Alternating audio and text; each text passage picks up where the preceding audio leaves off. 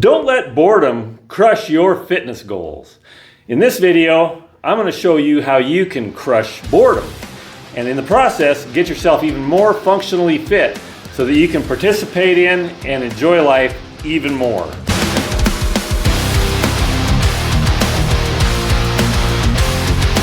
So if you've been going to the gym for a while and working out with weights and have a routine established that you do just day in, day out, week in, week out, you might be getting to the point where you're kind of getting bored with it and you sort of start having a lack of desire to even go. And if it hasn't happened to you yet, it will eventually.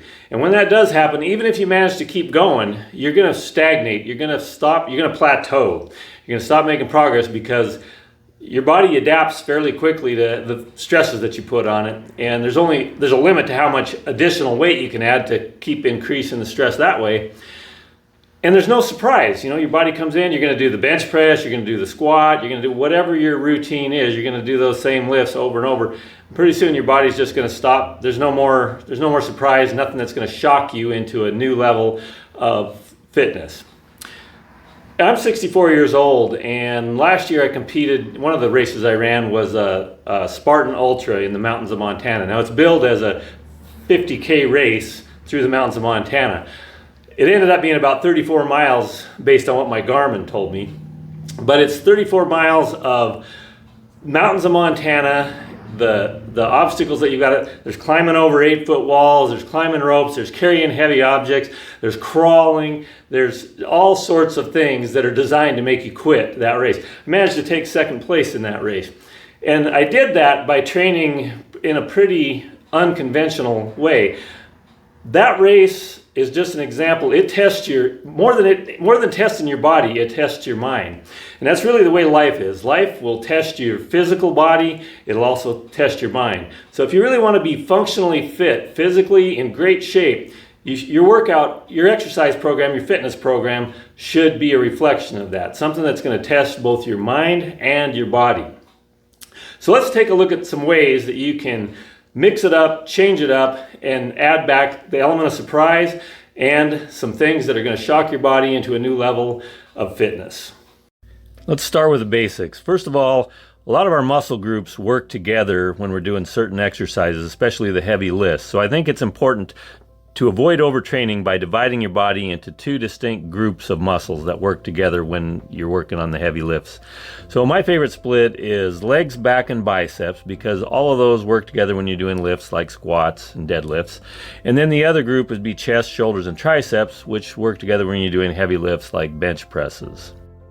The next basic thing I want you to keep in mind is that the older we get, the more likely it is that we're going to get injured and the harder it is to heal from an injury. So it's very important to warm up with some basic exercises like this and to stretch all your muscles to make sure that you have less of an opportunity to pull a hamstring or have some other injury occur during an unusual workout.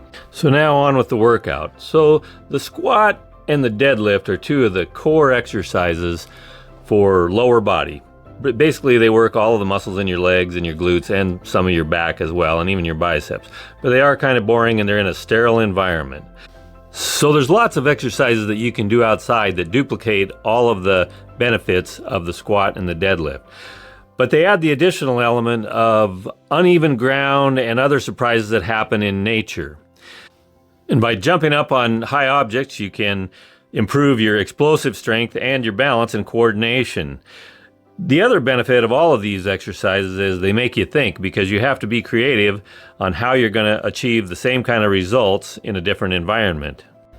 So just like the lower body, there's an exercise option available outside in nature to replace just about every upper body exercise.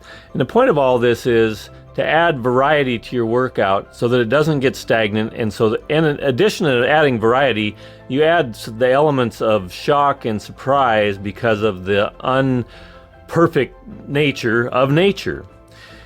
It's important that if you're going to have fitness as part of your life, that you're able to incorporate life into your fitness program. It's kind of like training with weights can make you stronger for playing football, but there's nothing like actually playing football to make you good at playing football. Same thing happens in the real world. Some real world exercise can help benefit you in the real world. And it keeps it interesting. Now we should talk about some cardio, because in addition to just being strong, you should also have a good heart and good lungs. So you got to get some cardio in. Lots of ways to do that besides running on a treadmill. Personally, I'm not a huge fan of running, but running outdoors definitely beats running on a treadmill. My preference is high intensity interval training because it can be done on the days in between resistance exercise, where you can benefit both your heart and lungs and still stimulate your muscles. And one of my favorite high intensity interval exercises is burpees. So don't let boredom kill your fitness goals.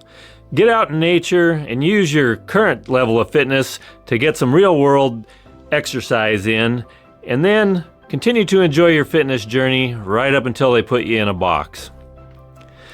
If you got value from this video, please subscribe, hit the like button, share it with someone else, and once again, thank you for watching.